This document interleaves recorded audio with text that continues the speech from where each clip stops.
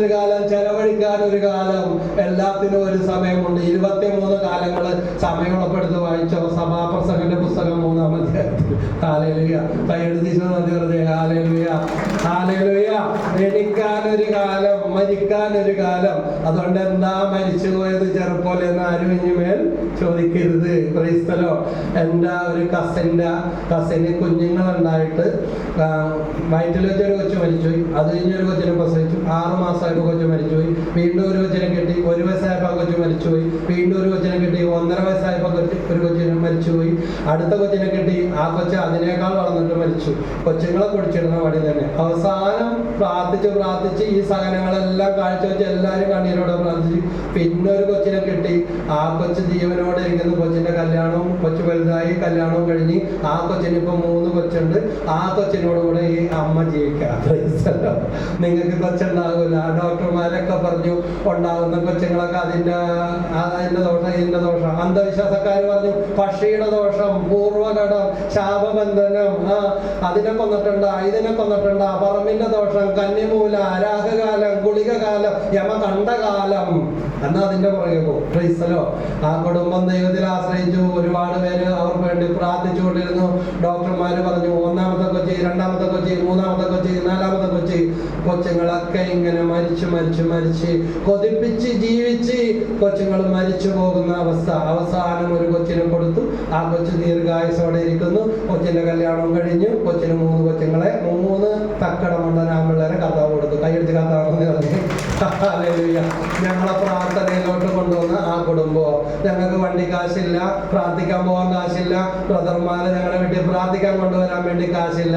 അപ്പൊ അവർ പറഞ്ഞു നിങ്ങൾ ഒന്നും അറിയണ്ട, ഞങ്ങൾ കൊണ്ടുപോയിക്കാം. ഞങ്ങളെ പ്രാർത്ഥനയിലേക്ക് നയിച്ചത് ആ 5 കൊച്ചുങ്ങളെ കെട്ടി 4 കൊച്ചും മരിച്ചുപോയ ആ കുടുംബത്തിലൂടെയാണ് ഞങ്ങളെ ദൈവവചനത്തിലേക്ക് ആ 34 വർഷം മുമ്പ് കർത്താവ് നയിച്ചത്. പ്രൈസലോ.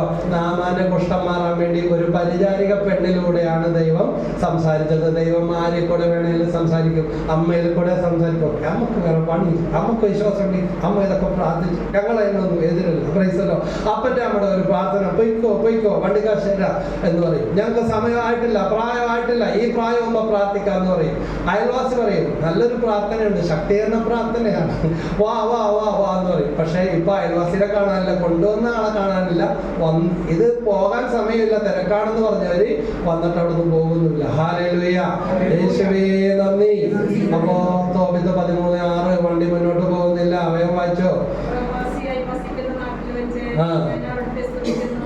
ഞാൻ അവിടത്തെ സ്തുതിക്കുന്നു. എൻ്റെ പ്രിയപ്പെട്ട മക്കളെ, സഹോദരങ്ങളെ, മാതാപിതാക്കളെ, ഇവിടെ നിന്ന് പോയാലും ഈ കാര്യം മറന്നു പോരുത്. ദൈവത്തെ സ്തുതിക്ക് ഇരവിലും പകലിലും, രാവിലും പകലിലും, ഊണിലും ഉറക്കത്തിലും ദൈവമേ നന്ദി, ദൈവമേ സ്തുതി എന്നും പറഞ്ഞ് പ്രാർത്ഥിക്കുക.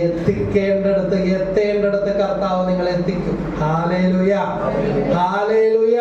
ഞാനിത് ഈ കാര്യം പ്രസംഗത്തിൽ പറഞ്ഞപ്പോൾ ഒരു കന്യാസ്ത്രീ പറഞ്ഞു, ബ്രദറെ എനിക്ക് ബ്രദറിനെ ഒന്ന് കാണണമെന്ന് പറഞ്ഞു. അങ്ങനെ കന്യാസ്ത്രീ മദർ തെരേസ സിസ്റ്റേഴ്സിന്റെ ഇതില്ല.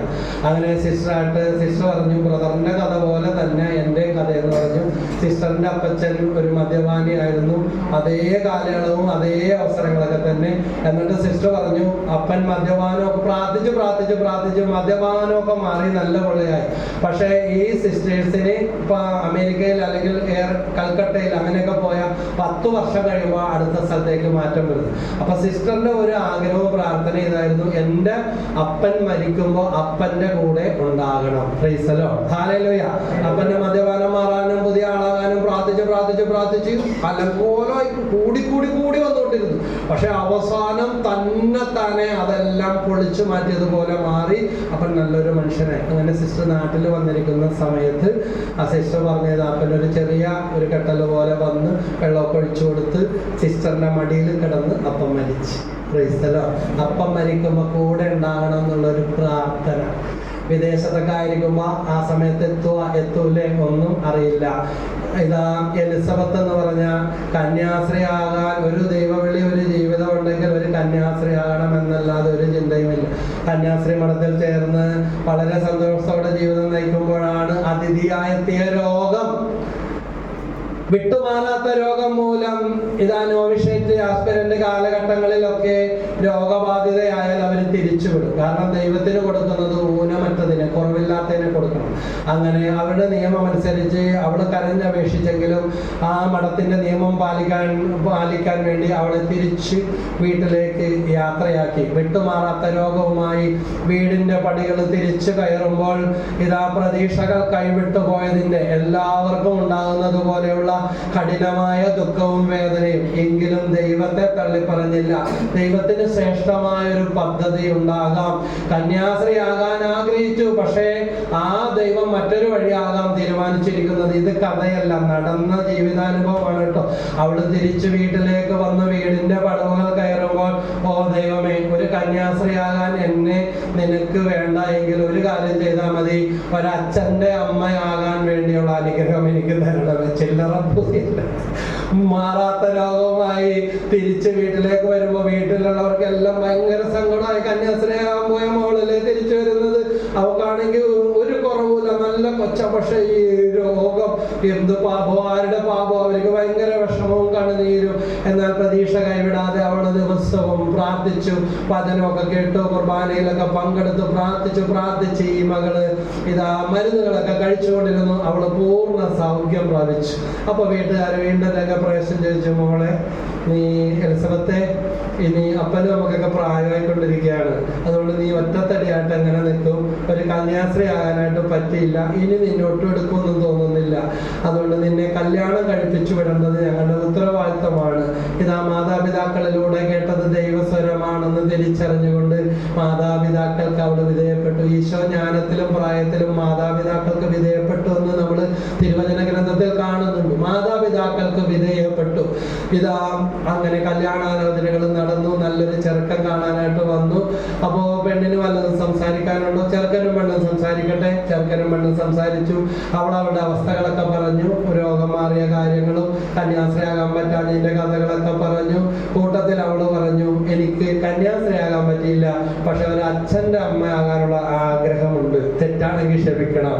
അപ്പൊ ആ ചെറുക്കൻ പറഞ്ഞു, ആ നല്ലൊരു കൊച്ചിനാണല്ലോ ഞാൻ കണ്ടത്, നിന്നെ എനിക്ക് ഇഷ്ടപ്പെട്ടു. അങ്ങനെ ആദ്യരാത്രിയിൽ അവര് പ്രാർത്ഥിച്ച് വിശുദ്ധ ഗ്രന്ഥം എടുത്തിരുന്നു. ആ ആഗ്രഹം ദൈവത്തിന് സമർപ്പിച്ച് പ്രാർത്ഥിച്ച് കരങ്ങൾ കോർത്തു പിടിച്ച് പ്രാർത്ഥിച്ച് ഒരുങ്ങി ദൈവത്തിൽ ആശ്രയിച്ചു. അങ്ങനെ സമയത്തിന്റെ പൂർത്തിയിൽ ഒരു കുഞ്ഞിന് ജന്മം കൊടുത്തു. നല്ല മിടുമിടുക്കൻ ആൺകുട്ടി. സന്തോഷമായി. ദൈവാകുഞ്ഞിനെ തന്നു. ഇതാ ഒരു അച്ഛനാകാനുള്ള എല്ലാ തികവും പിറവിയിലെ നല്ല ചൈതന്യം, നല്ല വെട്ടിത്തിളങ്ങുന്ന, നല്ല ചിരിക്കുന്ന, നല്ല സന്തോഷമുള്ള ഒരു കുഞ്ഞ്. അപ്പൊ ഇവൻ അച്ഛനാകുമെന്ന് പറഞ്ഞാൽ ആർക്കാ അല്ലെന്ന് പറയാനായിട്ട് പറ്റത്തില്ല. കുഞ്ഞുനാള് പോലെ ഒരു തരം സ്പിരിച്വാലിറ്റി ഈ കുഞ്ഞിനുണ്ടായിരുന്നു. അങ്ങനെ വളർന്നു, പഠിച്ചു, വലുതായി, മിടുക്കനായി, സെമിനാരിൽ പോയി.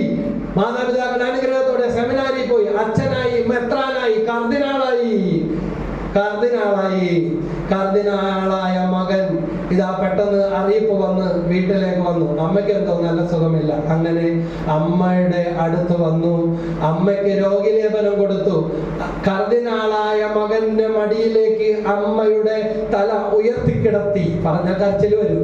അമ്മയുടെ തല ഉയർത്തിക്കിടത്തി കർദിനാളായ മകൻ ചൊല്ലിക്കൊടുത്തു, ഈശോ മറിയം ഔസേപ്പേ, ഈ ആത്മാവിന് കൂട്ടായിരിക്കണമേ. കർദിനാൾ സ്റ്റെപ്മാക്കിന്റെ ജീവിത കഥയാണ്. കൈയടിച്ച് കഥാന്ന് പറഞ്ഞേ ഹല്ലേലൂയ. പ്രതീക്ഷകൾ പാടുന്നിടത്ത് തകർച്ചകളെ ചവിട്ടുപടിയാക്കി മാറ്റുന്ന ഒരു ദൈവമുണ്ടെന്ന് നമ്മൾ പലപ്പോഴും മറന്നു പോകുന്നു. ഹല്ലേലൂയ. ഒന്ന് ശ്രദ്ധിച്ച് പ്രാർത്ഥിച്ച് നമ്മുടെ ജീവിതത്തിൽ തകർന്നടിയുന്ന സ്വപ്നങ്ങളെ ഇതാ പടവുകളാക്കി മാറ്റുവാൻ സാധിക്കുന്ന നല്ല ഒരു ദൈവമുണ്ട്. Hallelujah, hallelujah, hallelujah, hallelujah. യേശുവേ നന്ദി, സ്തുതി. എത്ര പ്രാർത്ഥിച്ചിട്ടും അകന്നു പോകുന്ന ജീവിത പ്രയാസങ്ങളിലേക്ക് ദൈവം ഇറങ്ങി വരട്ടെ. സ്വർഗ്ഗം ചായ്ച്ച് പരിശുദ്ധാത്മാവ് കടന്നു വരട്ടെ. ബന്ധനങ്ങൾ അടിയട്ടെ, കെട്ടുകൾ പൊങ്ങട്ടെ. Hallelujah, hallelujah, hallelujah. സങ്കീർത്തനം 146:7 കർത്താവ് ബന്ധനസ്ഥരെ മോചിപ്പിക്കുന്നു. ബന്ധനങ്ങൾ അഴിയും, കെട്ടുകൾ പൊട്ടും, പരിശുദ്ധാത്മാവ് നിറയും. അപ്പോ ഇതാ പ്രവാസിയായി നിന്ന നാട്ടിൽ നിന്ന് ഞാൻ ദൈവത്തെ സ്തുതിക്കും.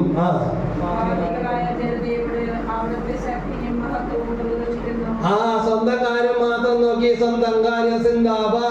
ഞാൻ കൃപാസനത്തിൽ പോയി, ഞാൻ IMS പോയി, ഞാൻ സെന്റ് മേരീസിൽ പോയി, എനിക്ക് കിട്ടി, എനിക്ക് കൊള്ളാം എന്ന് പറഞ്ഞു പോകാനല്ല. ദൈവരാജ്യത്തിന്റെ പ്രേക്ഷിതരായിട്ട് സുവിശേഷ വേല ചെയ്യുന്നവരായിട്ട് ജീവിക്കാനാണ് ദൈവം ആഗ്രഹിക്കുന്നത്. ഇവിടെ തിന്ന് കുടിച്ച് സുഖിച്ച് വീർത്ത് നല്ല പട്ടുവസ്ത്രമൊക്കെ ഇട്ട് രാത്രിയാകുമ്പോ പതിയെ ഒരു മുട്ട് എന്താ താമസേ അറിയാമേ ഒരു സമയമായി. യേശുവേ നന്ദി.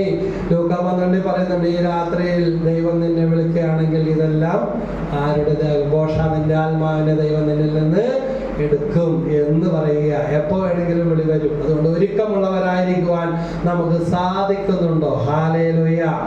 അതുകൊണ്ട് ദൈവത്തിന് സാക്ഷ്യം നൽകണം. മാമോദീസ സ്വീകരിച്ചപ്പോൾ മാമോദീസക്ക് പോയിട്ട് നല്ല ചിക്കൻ ബിരിയാണി, നെയ്ച്ചോറ്, അപ്പം ഇഷ്ടം എന്താ. പലരും അവിടെ പ്രാർത്ഥിക്കാനൊന്നും പോകാറില്ല. ഹാളിൽ വന്ന് വീട്ടിൽ വന്ന് നല്ല ഫുഡ് അടിച്ചിട്ട് നല്ല അന്തസ്സായിട്ട് സമ്മാനം കൊടുത്തിട്ട് ഇങ്ങോട്ട് പോരും.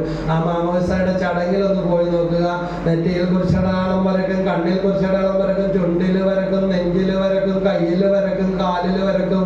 എന്നിട്ട് ഈ മാമോദീസാർത്തിക്ക് വേണ്ടി വൈദികം പ്രാർത്ഥിക്കും. ദൈവമഹത്വം ശ്രവിക്കാൻ നിന്റെ കാതുകളെ, ദൈവമഹത്വം കാണാൻ നിന്റെ കണ്ണുകളെ, ദൈവമഹത്വം പ്രഘോഷിക്കാൻ നിന്റെ ആദരങ്ങളെ, ദൈവമഹത്വം ജീവിക്കാൻ നിന്റെ ശരീരത്തെ, ദൈവത്തെ മഹത്വപ്പെടുത്തുവാൻ നിന്റെ കാലുകളെ, ദൈവമഹത്വം പ്രവർത്തിക്കാൻ നിന്റെ കൈകളെ. എന്നിട്ട് ആ കൈ വെച്ചിട്ട് എന്താ ചെയ്തത്?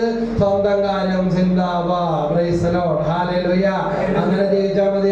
ഈശോനെ അറിഞ്ഞ, യേശുവിനെ അറിഞ്ഞ ഓരോ വ്യക്തിയും പ്രേക്ഷിത വേലക്കായിട്ട് അർപ്പിതരാണ്. Praise the Lord.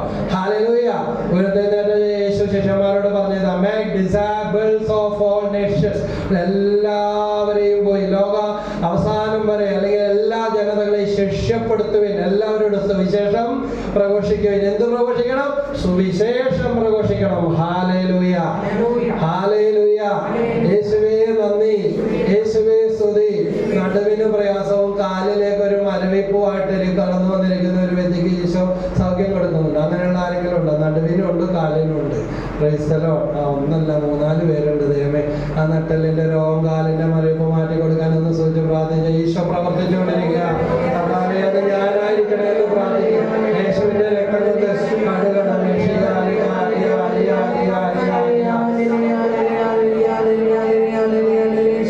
വയറിന് കുത്തി വേദന, എന്തെങ്കിലും കഴിച്ചാൽ ദഹനം കിട്ടാത്തതുപോലെ ആകെ ഇളകി മറിയുന്ന അവസ്ഥയും വയറ്റിളക്കമായിട്ടൊക്കെ ചിലപ്പോൾ വരും.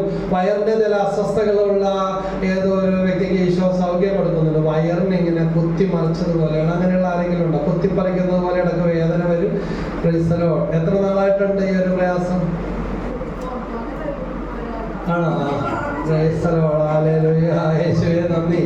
പണ്ട് ഞങ്ങളുടെ ഒരു അച്ഛ എടപ്പള്ളി പള്ളിയിൽ ധ്യാനം കൊണ്ടിരിക്കണേ, നായകമ്പറമ്പിൽ അച്ഛൻ്റെ ധ്യാനം നടക്കുക.